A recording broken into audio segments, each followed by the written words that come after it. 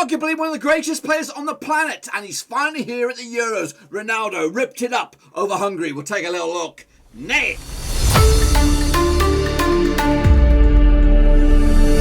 That's right, folks, back once again with another match review, looking back at Hungary versus Portugal over in the group of death, and we'll get to that in just 1 second. If you're new, where you been, boys? Smash your subscribe button, get your bang out today with all things Euro 2020 related, Blackburn Rovers related. Woo! For football, we're going to all here, boys. Under one Ruski, that's right, Portugal up and at them over in Group F. Hungary have got a lot of work to do if they're going to make the old knockout stages. But it's nothing's impossible. We'll take a look at it in just a second. A big shout out to the VIPs. They are the patrons. Thank you for your continued support. But anyway, let's get into the mix, shall we? Let's get into the cooker, into the fire. Here we go. Kicking all off then, shall we? Back earlier today, Portugal 3-0 winners over Hungary. Game, set and match. It was all in the last 6 or 7 minutes. Rafael Guerrero on the 84th minute before penalty, but converted by, of course, Cristiano to get his first goal of the campaign, and he wrapped it up with his second and his country's third on the 92nd minute of the match. 70% possession for Portugal, absolutely criminal stats. 30% for Hungary, 11 shots on the day, 7 of them on target, 4 of them off target. 3 shots were saved. As for Hungary, 5 shots for them, 2 off target. They were so close, 84 minutes, so close to getting a point out of this one, which would have turned this group on its head with the potential of maybe another point against Germany. We'll have to see about that. 857 touches for Portugal, 501 for Hungary, 671 passes, 293 for Hungary. How about the pass success rate? 89% for Portugal and 75% for Hungary. And as you see down here, a lot of free kicks for Hungary, 10 for Portugal. As you can see, sporadic efforts here by Hungary, long ranges for the most part. One was pretty close to the money. As for Portugal, a lot of their drama happened in the box. I believe number 7 is Ronaldo, so those are his penalty and his other converted effort. He had a couple of little ones way wide, I would imagine. Number 11 had a couple of long range shots himself, but ultimately couldn't convert from there. Or maybe the green ones. The green ones might now. Kicking on forward then, let's take a look at the heat maps.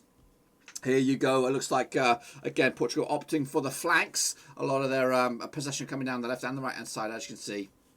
And very much controlled within the middle third here. I've got a hot spot up top here, which means Ronaldo and co.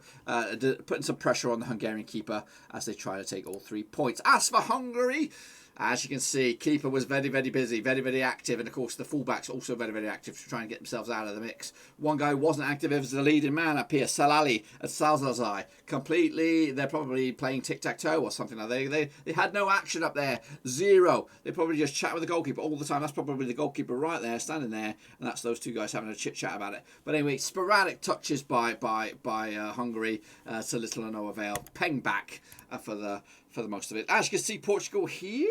Is this right? Yeah, but it looks like it. This is Portugal opting for the flanks. We did talk about that. As you can see it, this is a touch grid where you can see nicely spread out. As for the Hungarians, keeper was very, very busy. And again, looks predominantly down the left was the option that they're trying to get out of jail free card, but ultimately not good enough. Hungary, can they get anything out of the Germany game? Can they get anything out of the French? I don't know. I think they could go home with absolutely nothing at the moment. Take a look at the starting lineup. So shall we start off with Hungary? Peter Galacki between the sticks. Where's he now? RB Leipzig. Salazar at the back there. Orban, Bogdanagi in midfield. Andres Schaffer, Kleinheister, Lovric, Fiola, Saladai, Adam Salzai up top. They like those names, don't they? As for the bench, as for Portugal, Rui Patricio between the sticks. Pepe, 38 years of age. Ruben Dias, 82 £20 rated centre-back. Rafael Guerrero. Nelson Semedo, 27-year-old right-back. Did we get to see that young gun? I don't think so. I think they were opting... no, they didn't. Danilo Pereira, he's in there. Of course, William Carvalho, Bruno Fernandes, Diego Jota, Bernardo Silva and Cristiano leading the charge, and a couple of goals to boot. As for the subs, we did see Lorik Nego coming on, 30-year-old now, £2.5 million rated. David Ziga came on, Sobolex Schön came on, Tavares Kevin Varga, Roland Varga. The Vargas came on, but again, to little or no avail. As for the Portuguese, we did see the likes of João Matinho, 34 years old these days. Renato Sanchez, of course, trying to get himself back in the spotlight. And Rafa Silva alongside Andre Silva, as of course. Who did they bring on? They brought on the Vargases, and these guys brought on the Silvas. Look at the formations and of course some match ratings here. Looks like the Hungarians were 3 at the back, 5-man midfield, 2 up top. As for Portugal, 4 at the back, 2 in midfield, 3 attackers, and then of course Ronaldo leading the charge. Your man of the match was Ronaldo with an 8, of course it is. 7.8 though for Bruno, providing some creativity in midfield. Nelson Semedo actually stole the man of the match there. 8.1. The only standout really for Hungary was Roland Salalai.